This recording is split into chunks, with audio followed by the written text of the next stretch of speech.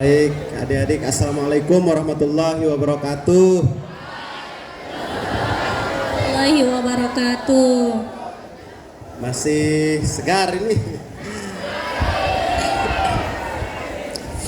Saya melihat suasana ini tuh mengingat waktu saya SMA dulu. Jadi SMA itu saya di pondok pesantren juga 3 tahun dan lesehan seperti ini ya.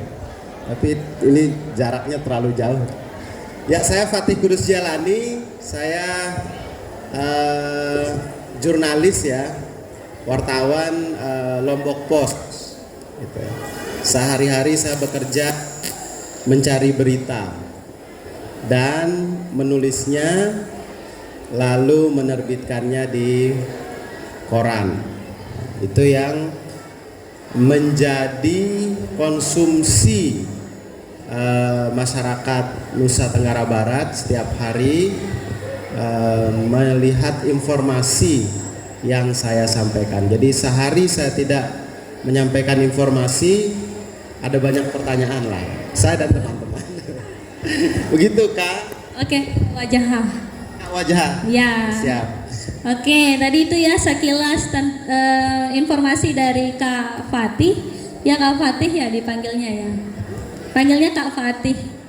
Ya, akrabnya dipanggil Kak Fatih. Tahu koran Lombok Post nggak?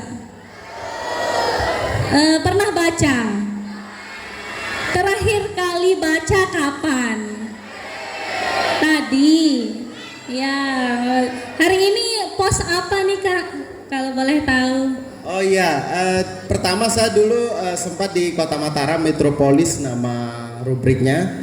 Jadi sehari-hari itu saya meliput kondisi di lingkungan. Jadi pergi ke kampung-kampung, melihat apa yang dilakukan warga, pergi ke pasar, melihat apakah harga ayam naik, apakah harga beras naik, apakah harga cabai anjlok, melihat bagaimana kondisi got masyarakat di musim hujan, apakah banyak tertumpuk oleh sampah yang dibuang sembarangan sehingga menyebabkan air meluap. Setiap hari turun melihat bagaimana kondisi warga, anak-anak jalanan di Kota Mataram. Jadi di Kota Mataram itu anak-anak jalanan anjal namanya, itu banyak sekali dulu waktu saya di ini. Nah itu dulu di Kota Mataram. Kemudian setelah itu sempat di Lombok Timur, daerah Jenika Biru Lombok Timur. Dan sekarang terakhir itu di politik. Oh, Masya Allah. Berarti kakaknya lebih ke bidang lingkungan ya Pak ya? Dulu ya. Oh, dulu ya. Tapi semua, jadi kalau jadi jurnalis itu kita harus bisa semua ya. Oh, baik. Semuanya kita harus bisa tulis gitu. Apakah itu isu tentang lingkungan, isu tentang politik, isu sosial, isu kebencanaan dan lain sebagainya. Kita harus siap sedia begitu. Masya Allah ya. Kayaknya adik-adiknya yang ditahu cuman berita tentang Agus deh Kak, karena sangat viral. Tuh kan, tuh semuanya bereaksi Kak. Ternyata cerita tentang Agusnya ditahu. Masuk Lombok Post juga enggak Kak kira-kira? Iya, masuk. Oh, jadinya kalau di Lombok Post kira-kira untuk mencari beritanya dibagiin bagian, harus nyari lingkungan, harus nyari tentang politik, harus nyari tentang kriminal, kayak gitu nggak Kak? Iya Kak. Jadi kalau pertanyaannya, ya kita itu diberikan tugas. Jadi masing-masing di redaksi itu di Lombok Post tuh ada satu redaksi. Jadi kita pertama itu ada namanya pimpinan redaksi. Kak, pimpinan redaksi ini dia yang mengepalai tim redaksi ini. Kemudian di bawah pimpinan redaksi ada redaktur pelaksana. Redaktur pelaksana ini dia yang memimpin redaktur-redaktur yang ada. Kemudian di bawah redaktur itu ada namanya wartawan. Wartawan ini yang turun. Nah ini yang dibagi-bagi. ada yang di politik, ada yang di Hukrim meliput Agus, ada yang di ekonomi meliput harga cabai, ada yang di NTB meliput gubernur, ada yang di olahraga meliput meliput sport ya, olahraga pada umumnya. Begitu. Baik Kak, kalau di pondok kita ada organisasi namanya Bagian Pers and Jurnalistik. Boleh nggak Bagian Pers and Jurnalistik putra dan putri maju ke depan? Nah ini kayaknya lagi penting-pentingnya dah nih. Siapa tahu nanti dapat materi dari Kak Fatih, boleh nggak Kak Fatih share ya? Oke, boleh maju ya Bagian Pers and Jurnalistik putri dan putra. Mana nih? Kelas 6 ada yang ikut nggak? Ada, ayo Bagian Pers and Jurnalistik kita nggak lanjut nih sebelum ke depan. Supaya tahu ilmunya dari Kak Fatih. Jadi di pondok masih nyala redup nih Kak untuk Bagian Pers and Jurnalistik. Sepertinya butuh semangat baru. Silakan, mana nih? Bagian Pers and Jurnalistik masih ditunggu. Yuk maju ke depan yuk. Ayo. Al-Ah Adam, tolong dong temennya Al-Ah Adam. Aziza Arinda, enggak ada Aziza Arinda. Aziza Rifa. Mana Aziza Rifa? Tolong teman-temannya diminta ke depan. Al-Ah Adam. Mana Al-Ah Aldo? Ayo diminta teman-temannya yang Pers and Jurnalistik. Temennya, cuma mungkin bisa di-share yang paling berkesan seperti itu Kak. Ya karena kita tidak punya banyak waktu ya dan kondisinya sangat ini, jadi kakak ingin bercerita, kakak, om. Kakak nggak apa-apa. Saya ingin bercerita ya tentang, saya ingin ngasih tahu begini, kenapa jurnalis itu penting gitu, dan apa sih nikmatnya menjadi jurnalis gitu ya. Jadi menjadi jurnalis itu membuat kita menemukan banyak kemungkinan di dalam kehidupan kita setiap hari. Jadi ada banyak orang yang kita temui, ada banyak pengalaman, ada banyak ilmu, ada setiap hari kita menemukan hal baru. Jadi menjadi jurnalis adalah menemukan hal baru setiap hari. Pekerjaan jurnalistik itu kan pekerjaan pertama mencari, mengumpulkan, kemudian mengolahnya, memprosesnya, lalu menyampaikannya. Kalau ya bisa dikatakan sebenarnya ini kerja-kerja yang tidak mudah ya gitu. Tetapi jika dilakukan gitu dengan kesadaran atas berbagi. Pertama kita mencari dulu. Jadi kami memberitahukan orang, tanggung jawab kami ini kan ke publik. Jadi setiap hari itu kesadarannya adalah apa yang bisa saya berikan pada publik hari ini, apa yang publik harus tahu hari ini. Itu setiap hari. Sehingga apa? Sehingga kesadaran atas memberikan informasi pada orang lain itu sangat besar pada diri seorang jurnalis. Adik-adik ini saya tanya ini, sebentar saya tanya. Halo? Halo? Oke, terlalu jauh. Saya tanya, apakah setiap hari kalian merasa harus menyampaikan informasi kepada teman kalian?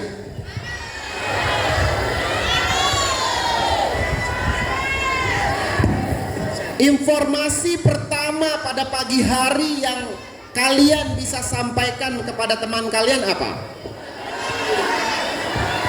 Pondok.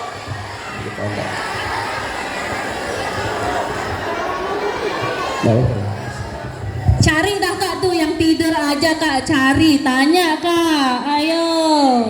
Mana yang tidur? nih dicari dah tuh. Oke, saya pernah di pondok pesantren dulu. Oke, yang ditanya kemudian bisa jawab dapat buku nih Kak. Ada buku dari panitia. Oke. Informasi pertama, jadi begitu kita bangun, ya, subuh-subuh, itu yang kita harapkan itu ada dua. Pertama, bagi yang PGR, apakah Ustadz sudah naik memeriksa atau tidak? Di mana Ustadz berada? Ini saya ceritakan dulu ya. Jadi pagi-pagi kita bangun, betul Ustadz. Informasi. Keberadaan Ustadz atau kalau di Orsas, organisasi sastra, ada petugas khusus yang membangunkan kita ya. Oke, apa namanya?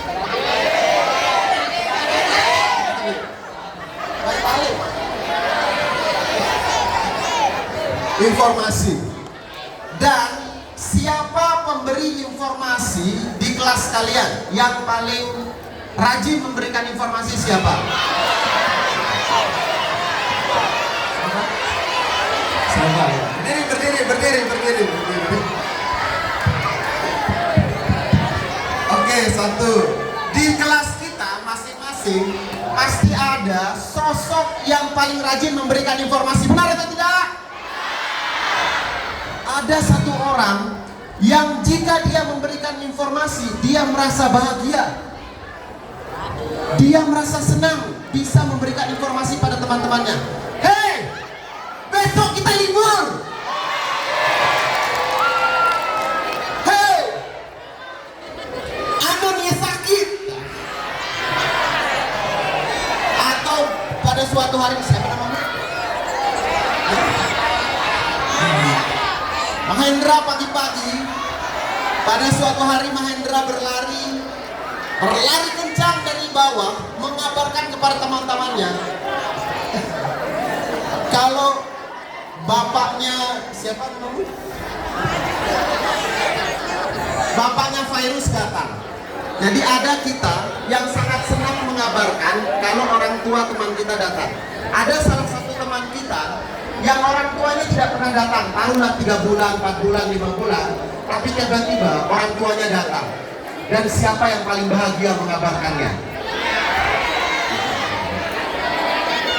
Bapaknya Mahendra datang! Bapaknya Mahendra datang! Nah,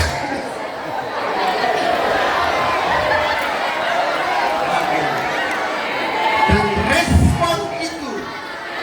respon ketika misalnya contoh saya mengabarkan Agus ditahan,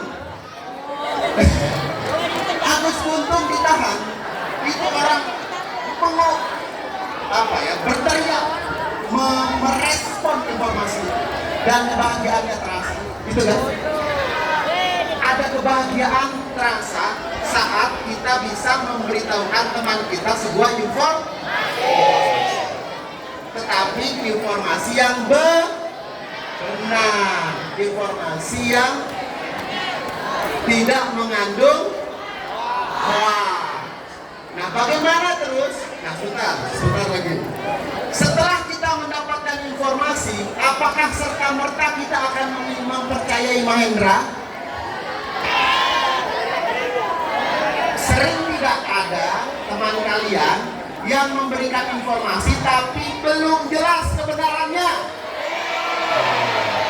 Sering ya? Ada tiba-tiba datang lari, Ustazah Hairatu dia sakit dan dia bisa masuk. Woi, berarti kita libur hari ini. Tetapi nyatanya 2 menit kemudian dia hadir. Berarti itu informasi. Caranya adalah ketika kita mendapatkan informasi, kita harus melakukan verifikasi. Verifikasi adalah memastikan apakah informasi pertama yang kita dapatkan benar atau tidak. Bagaimana caranya memverifikasi? Tanyakan atau cari tahu pada sumbernya. Itu yang kalau di saya adalah namanya konfirmasi. pekerjaan jurnalistiknya. Misal, Mahendra pada suatu hari menyatakan kalau dia menginformasikan kepada teman-temannya kalau virus dia batuk dan koreng. Mahendra menginformasikan pada teman-temannya kalau virus korengan. Oke? Apakah kita harus percaya atau tidak? Tidak serta-merta. Caranya adalah kita harus mencari tahu ke siapa? Virus. Cari tahu virus. Mana virus itu? Benar tidak dia korengan? Setelah itu kita datang ke virus dan kita lihat apakah benar ada keluhan-keluhan di kulitnya. Kita pastikan, gitu ya. Kalau kita tidak bisa ke sumbernya langsung, kita bisa ke sumber terdekatnya, mungkin teman dekatnya virus atau apa. Tapi yang paling bagus adalah kita bisa langsung melihat dengan kepala mata kita sendiri. Oh ya benar, ternyata virus korengan dan dia butuh segera diobati. Maka kita menyampaikan kembali apa yang dikatakan Mahendra ke teman-teman yang lain atau Bapak Ustadz. Begitu ya kerja jurnalistik itu. Sederhana dan sangat bermanfaat. Menyampaikan informasi untuk membantu teman. Jangan diam. Sampaikan informasi itu. Toilet kalian rusak. Sampaikan informasi itu. Siapa yang sering menginformasikan toiletnya rusak? Ada teman kalian yang menghafal, baru bisa menghafal 10 juz. Sampaikan informasi itu. Ada teman kalian yang baru menamatkan buku novelnya Kak Caca. Sampaikan informasi itu. Sampaikan informasi bahwa kalian punya kakak namanya Caca, dia menulis, dia punya novel. Sampaikan. Kalian ke desa kalian sampaikan informasi itu. Saya punya kakak namanya Kak Caca, dia menulis novel judulnya Damai, bagus sekali. Kalian sampaikan di sini ada bazar buku hari ini. Informasi yang baik itu seperti kita memberikan amal jariah. Jadi itu menjadi amal jariah kita. Saya meyakini itu ya. Ketika suatu hari saya menulis tentang korban. Jadi ada anak kembar siam, kalian tahu ya. Namanya Anaya Inaya di Lombok Timur. Jadi dia lahir itu lahir kembar tapi nenek. Dia punya 2 jantung tapi 1 hati. Jadi dia harus dipisahkan. Keluarganya tidak mampu dan dia tidak punya biaya untuk operasi. Tugas jurnalis, tugasnya dia adalah menginformasikan kepada halayak ramai, pada publik bahwa Anaya dan Inaya harus segera dioperasi. Dan itu yang saya tulis terus sampai alhamdulillah dia bisa mendapatkan bantuan dan dia dioperasi. Dan sekarang sudah normal. Alhamdulillah sudah normal, sudah bisa berjalan. Dan setiap saat saya datang ke sana, saya merasa bahwa alhamdulillah ini adalah bantuan dari informasi. Saya tidak punya uang, saya tidak punya apa-apa. Saya hanya bisa menulis. Saya hanya bisa menghentikan jari saya untuk saya informasikan. Itulah kerja jurnalistik. Apakah adik-adik bisa melakukan kerja-kerja jurnalistik? Bisa. Sangat bisa. Tidak perlu melakukan banyak hal, cukup menyadari bahwa teman kita butuh informasi. Sederhana saja. Saya bilang tentang sederhana saja. Ada kutu di rambutku. Ada tai matamu belum bersih. Kasih tahu temannya. Itu informasi yang sederhana. Gitu ya. Oke. Baik kalau gitu karena sudah jam 11.26, itu saja yang saya coba tekankan bahwa menjadi jurnalis itu adalah pekerjaan yang tidak hanya menulis berita, menulis apa, tetapi lebih sederhana lagi. Jurnal itu laporan harian. Jadi kita itu memiliki apa yang harus kita laporkan setiap hari, ya. Usahakan ada yang dilaporkan. Adik-adik juga di sini biasakan diri menulis diary setiap hari. Laporkan pada orang tuanya. Hari ini ya saya belajar ini, hari ini saya mengikuti baca buku. Tulis saja. Informasikan minimal kepada dirimu sendiri untuk nanti bisa kamu baca di saat kamu sudah dewasa, dan itu menjadi pengalaman yang sangat luar biasa. Oke, tepuk tangan untuk kita semua. Oke, silakan tepuk tangan untuk Terima kasih banyak. Kak Fatih. Ini masih boleh nanya nggak Kak kira-kira? Oh, ada yang mau nanya? Oh, ada tuh Kak, boleh ya? Boleh, dari yang mana? Oh, dari adik tercepat dulu, boleh. Yang putra siap-siap ya, masa nggak mau bawa nggak dapat buku? Oke, assalamualaikum warahmatullahi wabarakatuh. Perkenalkan, nama saya Maulida Syifa Priyani. Di sini saya akan bertanya, bagaimana sih cara kakak menentukan berita yang didapat itu benar adanya dan tidak benar adanya. Dan yang kayak tadi kakak katakan itu bisa langsung kunjungi sumber narasumber yang berkaitan. Nah, kayak berita tadi yang harus itu, apakah langsung terjun ke sana atau bagaimana? Dan berapa lama sih untuk menentukan berita tersebut valid adanya dan baru bisa disebarkan? Thank you. Assalamualaikum warahmatullahi wabarakatuh. Waalaikumsalam warahmatullahi wabarakatuh. Sekalian aja. Langsung jawab. Oh, banyak nih Kak. Sekalian aja. Oke, berdiri langsung aja. Jadi kita sekarang lagi bedah main buku. Jangan lupa baca buku, beli buku ya. Soalnya kita buka jendela Warahmatullahi wabarakatuh. beli buku udah. My name is Muhammad Habizul Mukmi. I come from Central Lombok Kota. I want to ask, yes,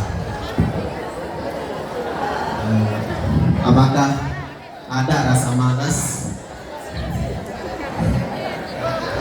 Ya, santai aja ngobrolnya, jangan takut. Ya, Kak ya.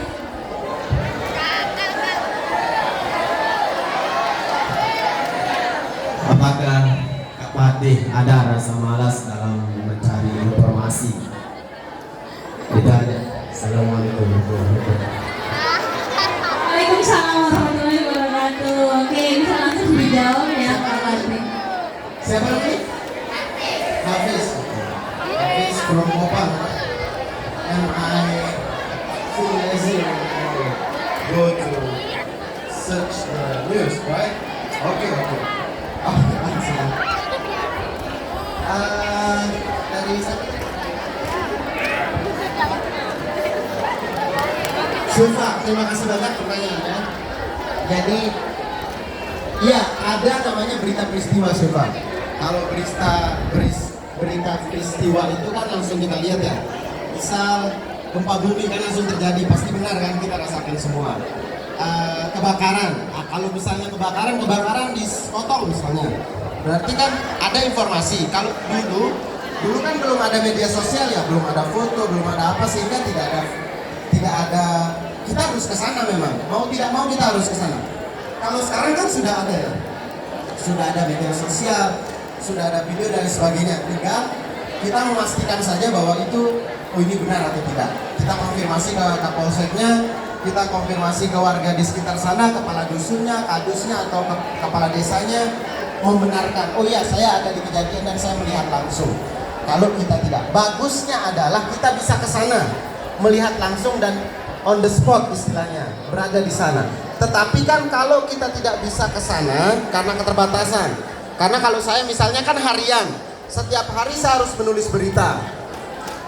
Mungkin kalau ada kejadian di Bima, banjir sekarang di Bima ya, kalian tahu nggak ada banjir? Kita doakan ya, warga Kota Bima, mudah-mudahan para korban banjir, ada yang meninggal, ada yang masih dicari hari ini, mudah-mudahan segera ditemukan dan diterima di sisi Allah SWT. Kita bacakan Al-Fatihah untuk teman-teman kita warga Kota Bima. Al-Fatihah.